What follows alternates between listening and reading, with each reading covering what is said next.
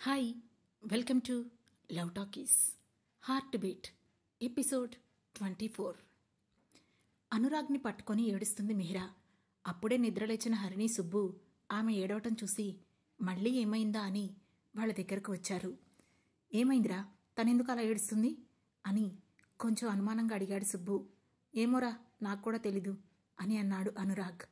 ఆ మాటతో కళ్ళెత్తి అనురాగ్ని సూటిగా చూసింది మిహిరా. అతను కూడా ఆమె కళ్ళలోకి చూశాడు. దాంతో వాళ్ళు కళ్ళతోనే మాట్లాడుకుంటున్నారని అర్థం చేసుకున్న సుబ్బు వెంటనే హరిణి చేయి పట్టుకొని మనం బయటికి వెళ్దాం పదా అని అన్నాడు. సిచ్యువేషన్ అర్థం చేసుకున్న హరిణి కూడా సుబ్బు వెంట బయటకు వచ్చి ఆ రూమ్ డోర్ క్లోజ్ చేసింది. వాళ్ళు వెళ్ళిపోవడంతో ఏమైంది, ఇప్పుడు ఎందుకు ఏడుస్తున్నావు అని మిహిరను అడిగాడు అనురాగ్. ఏమైందో మీకు తెలీదా రాగ్ అని అడిగింది మిహిరా. నువ్వు మాయను చూసి ఫీల్ అవుతున్నావా అని స్మూత్గా అడిగాడు అనురాగ్. కాదు అన్నట్లు తల అడ్డంగా ఊపింది మిహిరా. మరింకేంటి అని అడిగాడు అనురాగ్. ఇక మనం పూర్తిగా విడిపోయినట్లేనా రాగ్, ఇంకెప్పటికీ కలవమా అని బేలగా అడిగింది మిహిరా. మనకి డివోర్స్ వచ్చి ఆల్మోస్ట్ 15 days దాటింది మిహిరా. సో మనం విడిపోయామని నీకింకా నమ్మకం కలగడం లేదా అని ఎటో చూస్తూ చెప్పాడు అనురాగ్. లేదు రాగ్, నాకింకా అలా అనిపించడం లేదు. మనిద్దరం ఒక్కటిగా ఉన్నట్లే అనిపిస్తుంది. ఇంకా చెప్పాలంటే నాలో ఏదో ఒక మూల మనం కలిసే ఉంటామని ఒక ఆశ కూడా ఉంది రాగ్ అని ఓపెన్ అయింది మిహిరా. ఆ మాటతో చిన్నగా నవ్వి, లేదు, మనం విడిపోయాం మిహిరా. ప్రజెంట్ మన మధ్య ఏ బంధం లేదు. ఆ విషయాన్ని నువ్వు గుర్తించాలి, యాక్సెప్ట్ చేయాలి అని అన్నాడు అనురాగ్. అతను అలా మాట్లాడేసరికి దెబ్బతిన్నట్లుగా ఫీల్ అవుతూ అతన్ని మెల్లగా వదులుతూ అలాగే చూస్తూ ఉండిపోయింది మిహిరా. దూరం అవుతున్న ఆమెను సడన్గా దగ్గరికి లాక్కుంటూ, ఆ బంధం ముగిసిపోయింది, నువ్వు కావాలంటే మళ్ళీ కొత్తగా లోచేసుకోవచ్చు అని అన్నాడు అనురాగ్. ఆ మాటతో అతను ఏం మాట్లాడుతున్నాడో అర్థం కానట్లుగా ఒక క్షణం పాటు అలాగే చూస్తూ ఉండిపోయింది. ఆ తర్వాత ఆమె ఎదలో ఏదో అగ్నిపర్వతాలు బద్దనైనట్లు అనిపిస్తుంటే అతని చివరి మాట ఆమెకు మళ్లీ గుర్తురాగానే ఒక్కసారిగా ఆమె పెదవులపై సన్నని చిరునవ్వు వచ్చింది. అనురాగ్ కూడా చిలిపిగా ఆమె కళ్ళలోకి చూస్తూ ఉన్నాడు. ఆ చూపులో తమ పడక గదిలో ఉండే చిలిపితనం కనిపిస్తుంటే ఆమె చెంపలు సిగ్గుతో ఎర్రగా మారిపోయాయి. ఆ సిగ్గు చూసిన అనురాగ్, ఒకవేళ నువ్వు నిజంగా నన్ను ప్రేమించాలనుకుంటే ప్రపోజ్ చేయాలి. ఆ ప్రపోజల్ నాకు నచ్చితే నేను కూడా ఆలోచిస్తాను అని ఫోజ్ కొడుతూ అన్నాడు. అవునా, అంటే నేనే ప్రపోజ్ చేయాలా? మీరు ప్రపోజ్ చేయరా ఏంటి అని అడిగింది మిహిరా. లేదు, ఈసారి ఆ ఛాన్స్ నీకే ఇస్తున్నాను. నువ్వు ఎలా ప్రపోజ్ చేస్తావో, నన్ను ఎలా ఇంప్రెస్ చేస్తావో నేను కూడా చూడాలి కదా అని అన్నాడు అనురాగ్. అతని మాటలు తమ ఇద్దరి మధ్య ఉన్న ఏదో అడ్డుగోడని తెంచినట్లు అనిపిస్తోంది. దాంతో సిగ్గుపడుతూ మరొకసారి అనురాగ్ ఎదలో తలదాచుకుంది మిహిరా.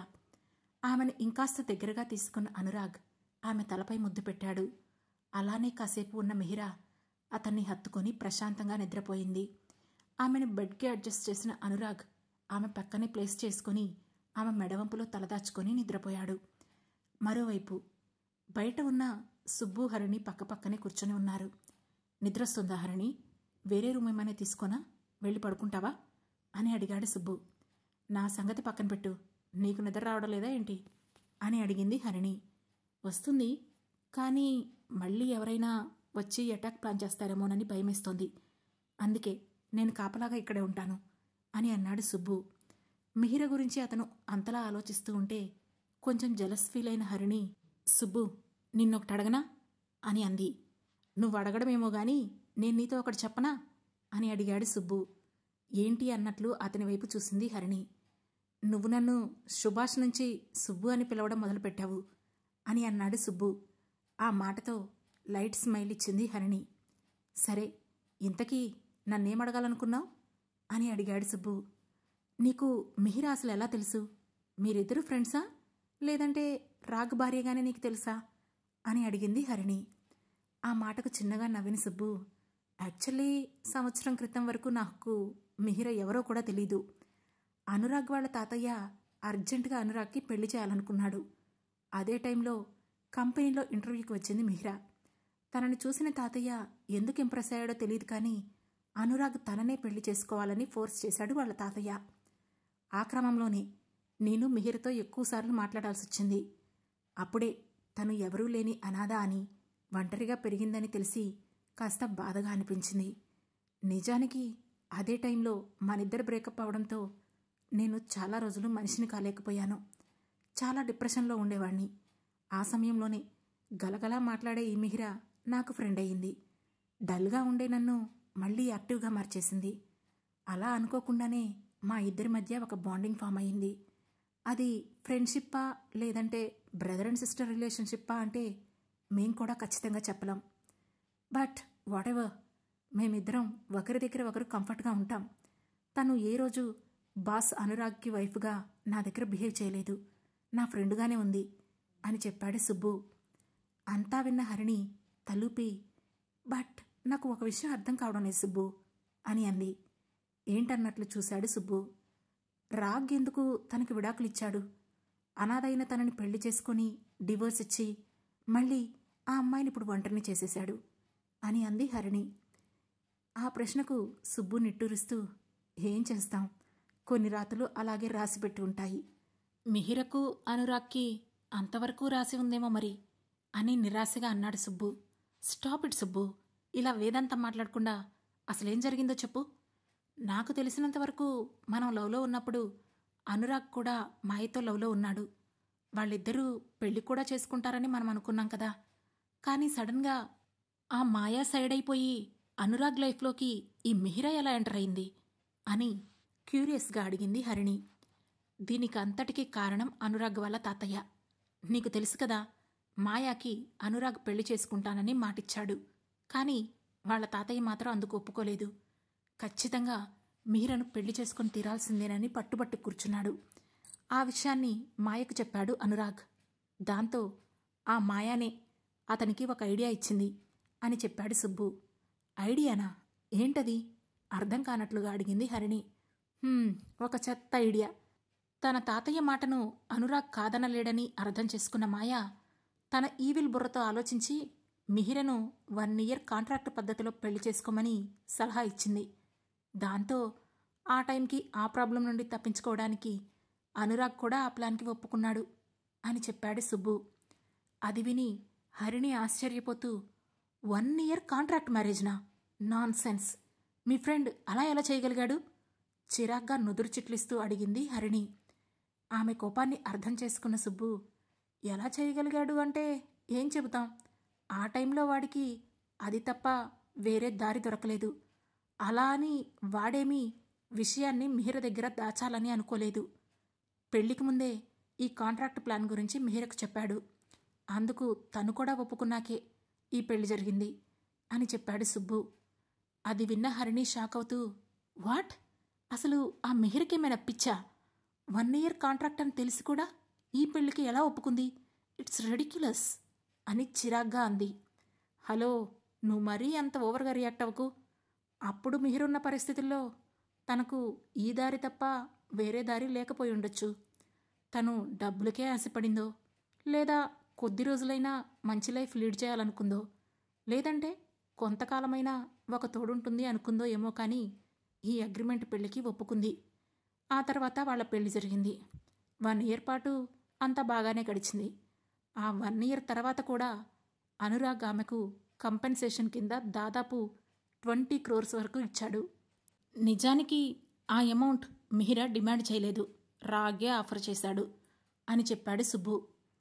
అంతా విన్న హరిణి కొంచెం కూల్ అవుతూ, ఎవరి సిచ్యువేషన్స్ వాళ్ళవి, అవసరాలు మనుషులతో ఎంత పనైనా చేయిస్తాయి, ఇక్కడ కూడా అదే జరుగుంటుంది అని అంటూ, అంతలోనే బట్ నాకెందుకో వాళ్ళిద్దరినీ చూస్తే ఇలా కాంట్రాక్ట్ మ్యారేజ్ చేసుకున్న జంటలాగా అనిపించడం లేదు. ఎంతో కాలం నుంచి ఇద్దరూ ఒకరినొకరు ప్రేమించుకుంటున్నట్లు అనిపిస్తుంది అని అంది హరిణి. ఆ మాటకు సుబ్బు నవ్వి, నిజమే, వాళ్ళిద్దరినీ చూస్తే ఎవరికైనా అలాగే అనిపిస్తుంది. ఎవరిదాకో ఎందుకు, అన్ని విషయాలు తెలిసిన నాకు కూడా వాళ్ళెప్పుడు the best and most romantic కపుల్గానే అనిపిస్తారు. సారీ, అనిపించడం ఏంటి, అదే నిజం.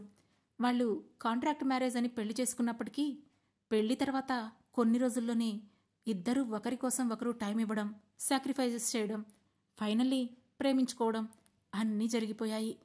అదంతా చూసి ఇక ఆ కాంట్రాక్ట్ విషయం పక్కన పడేసి వాళ్ళిద్దరూ ఎప్పటికీ కలిసే ఉంటారని నేను కూడా అనుకున్నాను.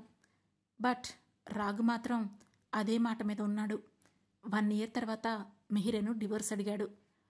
అతను అలా ఎందుకు చేశాడో నాకిప్పటికీ అర్థం కావడం లేదు అని అన్నాడు సుబ్బు.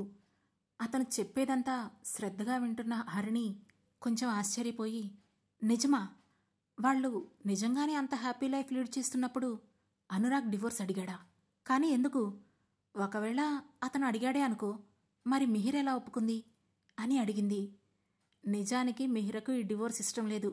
ఏ అమ్మాయి అయినా సరే ప్రాణంలా ప్రేమించే భర్తను, అంత కంఫర్ట్ లైఫ్ను ఎలా వదులుకుంటుంది? కానీ ఇక్కడ ఈ పిచ్చి మిహిర మాత్రం ఒప్పేసుకుంది. దానికి కారణం కూడా అనురాగ్ మీద తనకున్న ప్రేమే. వాడేమడిగినా సరే తను కాదనకుండా చేస్తుంది.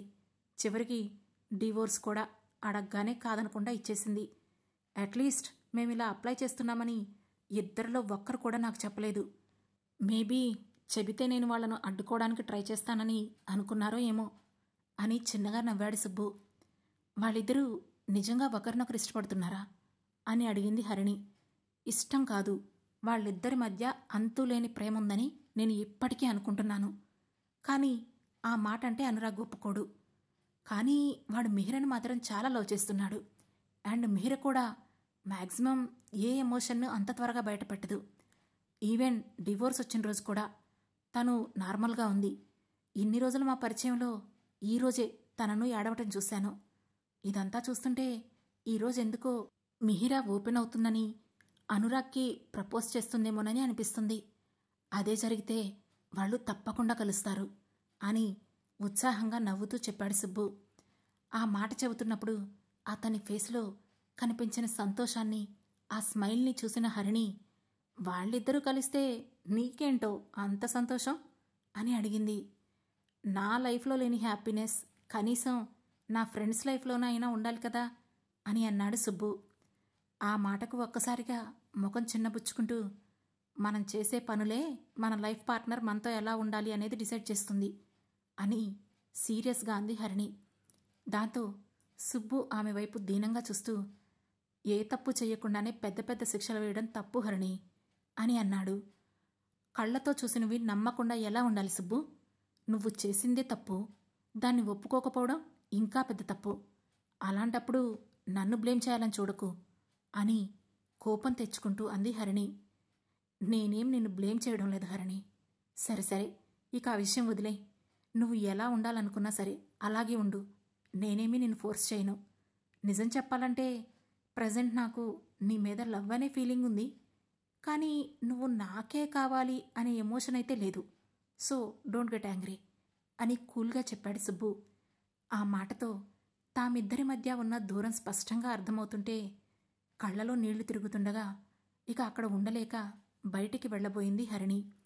అది గమనించి, హరిణి ప్లీజ్ ఎక్కడికి వెళ్లకు, ప్రజెంట్ సిచ్యువేషన్స్ ఏమీ బాగోలేవు కదా, నువ్వు బయటికి వెళ్తే సేఫ్గా ఉండలేవు అని చెప్పాడు సుబ్బు. ఆ మాటతో టక్కున ఆగిపోయింది హరిణి. కానీ అతని వైపు తిరగలేదు. దాంతో ఇప్పటికే లేట్ అయింది, లోపల రూమ్లో మాటలేమి వినిపించడం లేదు కదా, మేబీ వాళ్ళిద్దరూ నిద్రపోయి ఉంటారు. నువ్వు కూడా రూమ్లోకి వెళ్ళి సోఫాలో పడుకోపో అని చెప్పాడు సుబ్బు. ఆ మాటతో హరిణి కళ్లలో నీళ్లు తుడుచుకొని వెనక్కి తిరిగి వచ్చి మిహిర వాళ్ళు ఉన్న రూంలోకి వెళ్ళింది. రూంలో బెడ్పై రాగ్, మిహిర ఇద్దరూ ఒకరినొకరు హత్తుకొని పడుకొని ఉన్నారు. అది చూసి చిన్నగా నవ్వుకొని బ్యూటిఫుల్ కపుల్ అనుకుంటూ వెళ్ళి సోఫాలో పడుకుంది హరిణి. బయట ఉన్న సుబ్బు కూడా జరిగిపోయిన గతాన్ని తలుచుకోవడం వేస్ట్ అనుకొని ఆ విషయాన్ని అక్కడే పాతిపెట్టేశాడు. మరుసటి రోజు మధ్యాహ్నానికి మిహిరను డిశ్చార్జ్ చేశారు డాక్టర్స్. దాంతో నలుగురు తిరిగి ఇంతకు ముందు ఉన్న రిసార్ట్కి వచ్చారు. హరిణి, నువ్వు మిహిర ఒకే రూంలో ఉండండి. ఏదైనా ప్రాబ్లం అనిపించినా, ఎవరైనా తెలియని వ్యక్తులు వచ్చినా వెంటనే మాకు కాల్ చేయండి అని చెప్పాడు అనురాగ్. సరే అని తల ఊపింది హరిణి. ఓకే, మేం ఫ్రెష్ అయ్యి ఫుడ్ ఆర్డర్ చేస్తాం, ఈలోగా మీరు కూడా ఫ్రెష్ అవ్వండి అని చెప్పిన సుబ్బు, అనురాగ్ తమ రూమ్కి వెళ్లారు. ఆ తర్వాత అందరూ ఫ్రెష్ అయ్యి మిహిర ఉన్న రూమ్కి వెళ్ళి అక్కడే ఫుడ్ ఆర్డర్ చేసుకుని భోజనం పూర్తి చేశారు. ఆ తర్వాత అక్కడే ఉన్న సోఫాలో కూర్చున్న అనురాగ్, నేనిప్పుడు మీ ముగ్గురికి ఒక విషయం చెప్పాలి, వచ్చి కూర్చోండి అని అన్నాడు. దాంతో సుబ్బు వెళ్ళి అనురాగ్ పక్కన కూర్చుంటే మిగిలిన ఇద్దరు సోఫాలో కూర్చున్నారు. అప్పుడు అనురాగ్ వాళ్లతో, చూడండి, ఇప్పుడు నేను చెప్పిపోయేది జాగ్రత్తగా వినండి. మా తాతయ్యని కొంతమంది రాజస్థాన్ వ్యక్తులు కిడ్నాప్ చేశారు. వాళ్ళు ఏ పర్పస్ మీద తాతయ్యని కిడ్నాప్ చేశారో నాకు తెలీదు. బట్ ఇన్ని రోజులు ఆయన ఫారెన్లో ఉన్నాడని నేను అందరితో చెబుతున్న మాట అబద్ధం. ఆయన్ని కిడ్నాప్ చేసిన విషయం కూడా నాకు రీసెంట్గానే తెలిసింది. సో ఆయన్ని వెతుక్కుంటూ నేను ఇక్కడికి వచ్చాను. కానీ నా ఇన్వెస్టిగేషన్లో నాకిప్పుడు తెలిసిన విషయం ఏంటంటే, తాతయ్యని కిడ్నాప్ చేసిన కొంతమంది బ్యాచ్ రోమ్ సిటీలో ఉన్నారు. ఈ రోజు నైట్ ఫ్లైట్కి మనమందరం రోమ్కి వెళ్తున్నాం. ఎలాగూ మీ ముగ్గురు నా వెంటే ఉంటున్నారు కనుక తాతయ్యని కిడ్నాప్ చేసిన బ్యాచ్కి మీరు నా వాళ్ళుగా తెలిసిపోయింది. సో వాళ్ళు మిమ్మల్ని ఏదైనా చేయడానికి ట్రై చేయొచ్చు. కాబట్టి కేర్ఫుల్గా ఉండండి. ఎక్కడికి వెళ్ళినా సరే మనం నలుగురం కలిసే వెళ్ళాలి అని చెప్పాడు. ఆ మాట వినగానే, అంటే నిన్న మిహిర మీద కూడా అటాక్ చేసింది వాళ్ళేనా అని అడిగింది హరిణి. అవును, వాళ్లే. నన్ను బెదిరించడం కోసం తన మీద అటాక్ చేశారు అని చెప్పాడు అనురాగ్. అదంతా విని షాక్ అయిన మిహిర, ఏం మాట్లాడుతున్నావు రాగ్? తాతయ్య కిడ్నాప్ అవ్వడమేంటి? ఇదంతా తెలిసి కూడా ఆయన్ని ఇన్ని రోజులు నువ్వెందుకు కనిపెట్టలేకపోతున్నావు అని దాదాపు ఏడుపు గొంతుతో అడిగింది మిహిర. తెలుసుకోవడానికి చాలా ప్రయత్నాలు చేశాను మిహిర, కానీ అసలు విషయం ఏంటో అర్థం కావడం లేదు. కిడ్నాపర్స్కి కావాల్సింది ఏదో తాతయ్య దగ్గర ఉంది అంటున్నారు. అదేంటో ఎంత ట్రై చేసినా తెలియడం లేదు అని చెప్పాడు అనురాగ్. అది ఏదైనా సరే తాతయ్య వాళ్ళకు కావాల్సింది ఇచ్చేసి మన దగ్గరికి వచ్చేయచ్చు కదా అనురాగ్. ఆయన ఎందుకు రావడం లేదు? అంటే ఇంకేదో ప్రాబ్లం ఉన్నట్లుంది అని ఆలోచిస్తూ అంది మిహిర. అదేంటో తాతయ్యను కలిస్తేనే తెలుస్తుంది మిహిర. ప్రజెంట్ అయితే మనం ఆయన్ని వెతుక్కుంటూ వెళ్ళాలి, అదే మన పని అని చెప్పాడు అనురాగ్. అంతా విన్న హరిణి, బట్ మీతో నేనెందుకు రావాలి రాగ్, నేను వెళ్ళిపోతాను అని అంది. లేదు హరిణి, ఆల్రెడీ వాళ్ళు నిన్ను మాతో చూసేశారు కాబట్టి వాళ్ళు నిన్ను అస్సలు వదిలిపెట్టరు. మా వల్ల నీకేదైనా అయితే ఆ గిల్టీనెస్ని నేను లైఫ్ లాంగ్ భరించలేను. సో నువ్వు కూడా నాతో ఉండాల్సిందే అని అన్నాడు అనురాగ్. సరిగ్గా అప్పుడే ఎవరో ఆ రూమ్ డోర్ కొట్టడంతో అనురాగ్ పైకి లేవబోతుంటే, నేను చూస్తాను అంటూ వెళ్ళి డోర్ ఓపెన్ చేసింది హరిణి. అక్కడ ఎదురుగా నుంచున్న మాయ కనిపించింది. ఆమెను చూసిన హరిణి షాక్ అవుతుండగానే ఆమెను నెట్టుకొని లోపలికి వచ్చిన మాయ అక్కడే కూర్చున్న మిహిర వైపు కోపంగా చూసింది. ఇప్పుడు మాయ ఏం చేస్తుంది? మిహిర అనురాగుల మధ్య అపార్థాలు తొలగినట్లేనా? తెలుసుకోవాలంటే వెంటనే మా లవ్ టాకీస్ ఛానల్ను సబ్స్క్రైబ్ చేసుకుని హార్ట్ బీట్లోని నెక్స్ట్ ఎపిసోడ్ను వినండి. మా ఈ కథ మీకు నచ్చినట్లయితే లైక్ చేసి, షేర్ చేసి, కామెంట్ చేసి, అలాగే హై పాయింట్స్ కూడా ఇచ్చి మమ్మల్ని సపోర్ట్ చేయండి. Thank you.